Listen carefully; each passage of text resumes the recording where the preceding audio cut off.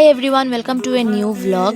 কাল রাতে জবা ফুল আর নীল অপরাজিতা ফুল ভিজিয়ে রেখেছিলাম, সাথে দিয়েছিলাম 1 চামচ চিয়া সিডস, কারণ এইগুলোর জল সকালে খালি পেটে খেলে খুবই হেল্পফুল শরীরের জন্য, আর স্কিনটাকে গ্লো করতেও অনেক বেশি হেল্প করে। তো সকালে ঘুম থেকে উঠে প্রথমে এই জলটা খেলাম, তারপর ব্রেকফাস্ট শেষ করে এখানে মিহির সাথে একটু সময় খেলছিলাম, কারণ সকালে ওর সাথে একটু সময় না খেললে আমার ভালো লাগে না। তো তারপর ওর সাথে খেলা শেষ করে আমি স্নান টান করে আসলাম, এসে দেখছি মা এখানে শুটকি তরকারি বানাচ্ছিল আজ দুপুরের লাঞ্চের জন্য। আর আমি তো দেখে খুব খুশি হয়ে গিয়েছিলাম, কারণ আমার শুটকি তরকারি খুবই ফেভারিট। আর লাঞ্চ করতে করতে 3টা বেজে গিয়েছিল। তারপর আমি ঝটপট রেডি হয়ে বেরিয়ে গিয়েছিলাম টিউশন করানোর জন্য।